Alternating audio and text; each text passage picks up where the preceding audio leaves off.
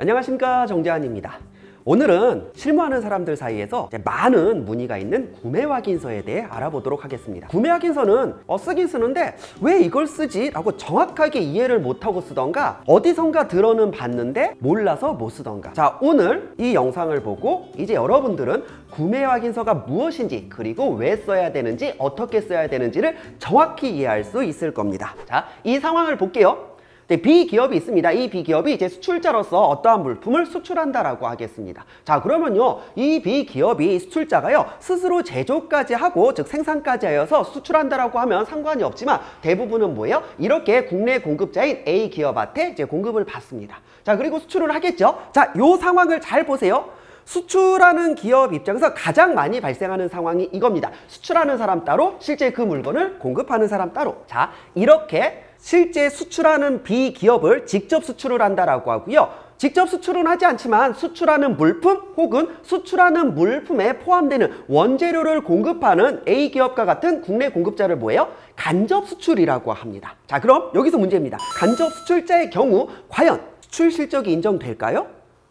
여기서 문제가 생깁니다. 도대체 그럼 수출 실적이 뭔데 왜 모든 기업들이 수출 실적에 이렇게 목매다는 걸까요? 수출 실적이 있으면 어떤 혜택이 있나 대표적인 걸 보도록 하겠습니다. 일단 수출 실적이 있으면 무역금융 한도가 올라갑니다. 무역금융이란 무엇이냐? 뭐 조금 과장해서 말하면 눈먼 돈이라고 하여서 정부가 자금을 팍팍팍팍 지원해 준다고 보시면 될 것 같습니다. 자, 보세요. 어떠한 사업을 시작했을 때 가장 힘든 게 뭐냐면요, 자금 조달입니다. 그래서 어떤 일이 있을 때마다 이제 은행 가서 대출 연장도 하고 대출 추가도 하고 이런 게 너무 힘들거든요. 하지만 수출 실적이 있으면 무역금융 한도가 올라가고, 무역금융 한도가 있다라고 하면 뭐예요? 정부의 자금으로서 수출 기업에 팍팍팍 지원을 해준다고 하니 얼마나 도움이 되겠습니까? 자, 두 번째.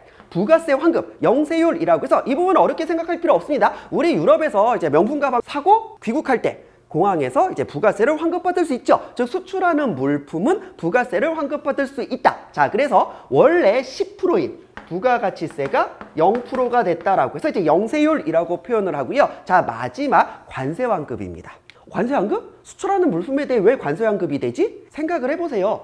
국내 휴대폰입니다. 이 휴대폰이 과연 100% 국내산 원재료로만 만들어졌을까요? 이 휴대폰이 100만 원이라고 하면은요, 분명 이 안에 원재료 한 50만 원 아치는 원재료가 들어가 있을 거고요. 그 원재료에 대해 납부한 관세는 한 5만 원 정도가 될 겁니다. 자, 그러니까 뭐예요? 이것은 국내에서 판매되는 물품이지만 뭐예요? 요 안에는 뭐예요? 한 5만 원에서 10만 원 정도의 관세가 포함되어 있다라는 겁니다. 이것을 수출하는 경우에 환급해 준다라고 하니 얼마나 이득입니까? 자, 그러면 이 국내 공급자 A기업한테 어떠한 경우에 수출 실적을 인정해 줄까요? 바로 구매 확인서가 발급되는 경우입니다. 일단 이 B기업은 수출 신고를 하고 수출이 되기 때문에 당연히 수출 기업으로서 혜택을 받을 수가 있고요. 다음 A기업, 이 국내 공급자는요, 내가 공급하는 물품은 내가 직접 수출하지는 않았지만 뭐예요? 결국 수출될 거 아니냐. 자, 그래서 그것을 이 B기업, 즉 수출자 차원에서 서류 증빙을 좀 해줘야 됩니다. 구매 확인서란 무엇이냐? 내가 구매하는 물품은 수출용임을 확인해주는 서류, 이것이 구매 확인서입니다. 자, 그래서 구매 확인서는 누구한테 끊어주는 거예요? 실제 그 물건을 구매하는 사람이 그 물건의 공급자한테 끊어주는 겁니다. 그 목적은 뭡니까? 내가 구매하는 물품은 수출 목적이라고 확인해주는 서류입니다. 구매 확인서를 발급받은 후 공급하는 물품은 수출 물품으로 간주해줍니다. 그렇게 되면은 이 국내 공급자 A기업도 이제 수출 기업이 돼서 수출 실적을 인정받을 수가 있습니다. 구매 확인서? 아, 그럼 구매 확인서는 이때 쓰는 거구나. 이렇게 생긴 게 구매 확인서입니다. 사실 이렇게 빈 양식을 보기는 쉽지 않을 겁니다. 구매 확인서 제도는요, 이제 몇 년 전에 법이 바뀌면서 100% 온라인 신청만 가능하기 때문에 사실 이 양식 자체를 빈 거를 보기는 쉽지 않을 텐데 내용 자체는 크게 어렵지 않습니다. 구매자, 공급자, 즉 구매자는 누구, 공급자는 누구, 그 다음에 구매하는 물품은 뭐, 그 다음에 내가 이 물품을 구매했을 때 당연히 세금 계산서를 통해 결제를 하겠죠. 세금 계산서에 대한 내용이 들어갈 것입니다. 자, 이렇게 구매 확인서를 이 B기업 차원에서 발급받아서 A기업한테 주면은 이제 A기업이 이것을 받아서 공급하면은 이 물품은 수출 물품이 되어서 A 기업한테도 수출 기업으로서 혜택을 준다라고 했습니다. 그러면 수출 실적을 인정해 준다라는 건 알겠는데 그럼 도대체 부가세 환급과 관세 환급은 어떠한 식으로 절차가 진행되는지 한번 알아보도록 하겠습니다. 예를 들어 어떠한 위료를 수출한다라고 가정하겠습니다.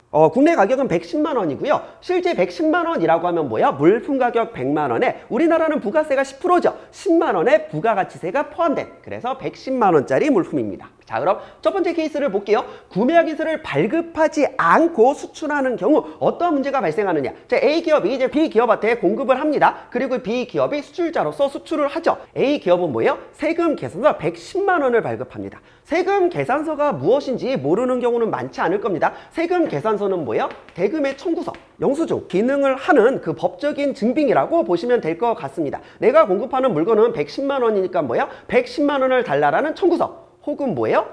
먼저 110만 원을 지급했다라고 하면 뭐예요? 내가 공급하는 물품은 110만 원짜리가 맞으니까 그것을 받았다라는 영수증으로서의 기능을 합니다. 자, 그래서 세금 계산서는요, 이제 공급자용과 이제 그 공급받는 자용 두 개로 나눠져 있고요. 사실 저도 이 양식을 실제 보는 경우는 흔치 않습니다. 왜냐하면요, 요즘은 전자세금 계산서라고 해서 세금 계산서도 다 전자적으로 처리하기 때문에 사실 종이로 처리하는 경우는 좀 많지 않습니다. 세금 계산서를 보시면요, 여기 공급 가액이 있고 세액이라는 부분이 있습니다. 110만 원짜리 물품이라고 하면 요 공급 가액에 100만 원이라고 적혀 있고 세액에 10만 원이라고 적혀 있습니다. 자, 그러니까 뭐예요? 이 물품은 110만 원이지만 이 안에는 10만 원의 세금이 포함되어 있다라는 증빙으로서 기능을 하고 있습니다. 세금 계산서를 발급을 받으면은요, 수출한 후에 여기 부가가치세 10만 원이 포함되어 있다라고 세금 계산서에 적혀 있죠. 이 부가가치세 10만 원을 환급받을 수가 있습니다. 자, 그래서 사실 부가세 환급은요, 구매확인서가 없어도 환급은 받을 수가 있습니다. 그럼 구매확인서를 발급하고 물품을 공급받았을 때 이 부가가치세 환급 절차가 얼마나 간편해질까요?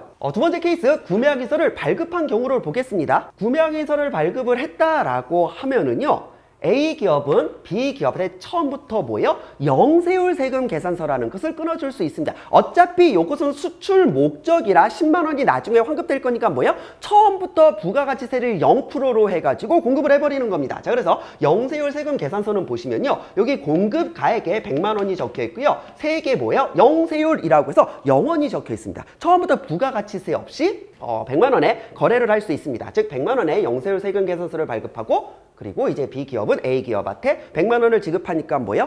처음부터 부가가치세 없이 거래할 수 있어 거래 가격 인하의 효과가 있습니다. 이 둘의 차이는 무엇인가 라고 하면은요, 우리가 그 해외 여행 중에 그 물품을 면세를 구입하는 경우와 일단 부가가치세를 납부하고 구매한 후에 환급받는 경우 두 가지 케이스가 다른 경우를 알 수 있을 겁니다. 앞서 설명을 드렸지만 예를 들어 유럽에서 명품 가방을 구매한다라고 하면은 뭐예요? 일단 부가가치세를 다 납부하고 구매를 한 후에 뭐예요? 출국할 때 공항에서 부가가치세를 환급받습니다. 하지만 일본 같은 경우는 뭐예요? 처음부터 여권을 주면은 뭐예요? 처음부터 소비세. 일본에서는 이제 부가가치세를 소비세라고 하죠. 소비세를 처음부터 0원으로 해서 처음부터 면세로 구입할 수 있습니다. 결국 결과는 똑같아요. 부가가치세를 먼저 납부하고 나중에 환급을 받느냐, 아니면 처음부터 부가가치세를 없이 낮은 가격에 이제 거래를 하느냐, 이 차이입니다. 어찌됐건 구매 확인서가 있으면 뭐예요? 나중에 환급받는 불편한 절차가 없기 때문에 매우 많이 편하다고 볼 수가 있습니다. 그런데 문제는요, 그래서 이 부가세, 즉 이 부가가치세 환급만 놓고는요, 사람들이 구매확인서를 굳이 발급해야 될 필요성을 못 느낍니다. 아니, 내가 좀 불편하긴 해도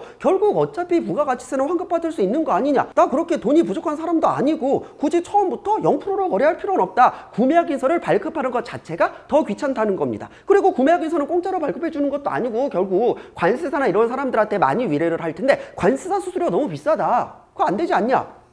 그리고 부가세 환급? 어차피 그거 뭐 세무사가 다 처리를 해주는 거니까 당사자들은 뭐야? 굳이 뭐 구매확인서까지 발급해야 되나? 이런 생각을 하게 됩니다. 그래서 나온 게 이제 관세환급 쪽에 있습니다. 똑같습니다. 이 물품 가격은 100만 원이고요. 부가가치세 10만 원인데 뭐예요? 요 안에는 이제 이 위료는 수입 원재료를 사용했기 때문에 이 안에 원재료를 수입할 때 이제 납부한 관세가 이제 8만 원이라고 하겠습니다. 즉 이 위로에는 뭐예요? 8만 원의 관세가 이제 포함되어 있는 겁니다. 구매 확인서를 발급하지 아니한 경우 어떤 문제가 발생하느냐? 일단 부가가치세 쪽은 똑같습니다. 110만 원의 세금 계산서를 발급하고 이제 110만 원을 지급합니다. 그리고 수출한다라고 했을 때 부가가치세는 환급받을 수 있죠. 왜요? 증빙이 있잖아요. 그 증빙이 뭡니까? 세금 계산서죠. 세금 계산서에는 뭐예요? 요것은 110만 원짜리 물품인데 이제 100만 원이 가격이고 10만 원은 부가가치세다라고 해서 이미 부가가치세에 대한 그 증빙이 있기 때문에 환급을 받을 수가 있습니다. 하지만 관세 환급 받을 수가 있나요? 관세청 가가지고 아니 요거 요 안에 관세 8만 원 포함되어 있으니까 환급해 주세요라고 하면은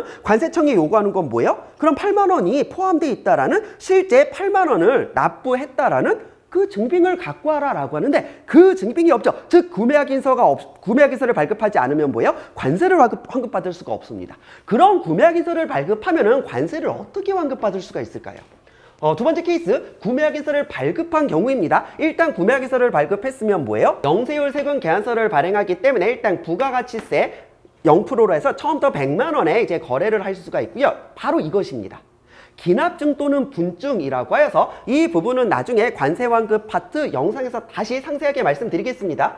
기납증은요, 기초, 원재료, 납세, 증명서. 분증은 뭐예요? 분할 증명서라고 합니다. 그럼 기납증 또는 분증의 기능이 무엇인가 라고 하면은 이 수출되는 물품 안에 원재료를 수입했고 이 원재료를 수입할 때 납부한 관세가 얼마라는 관세 납부 증빙입니다. 즉 부가가치세 납부 증빙은 세금 계산서가 해주고요. 관세 납부 증빙은 이제 기납증 또는 분증이 해줍니다. 기납증은 이렇게 생겼고 분증은 이렇게 생겼습니다. 자, 그래서 기납증 또는 분증을 발급받고 수출을 하면은 뭐예요? 수출할 때 뭐예요? 봐라, 여기 기납증 또는 분증 요 안에 8만 원 관세 납부한 증빙이 있다라고 하면 이렇게 환급을 받을 수가 있습니다. 자, 그래서 여기까지 하여서 저희가 이제 구매확인세에 대한 가장 기본적인 내용을 알아봤고요. 다음 시간에는 구매확인세 발급 절차, 그 다음에 구매확인세 실무적인 이슈, 이러한 부분들을 알아보도록 하겠습니다. 오늘은 여기까지 하고요. 다음 시간에 다시 뵙겠습니다.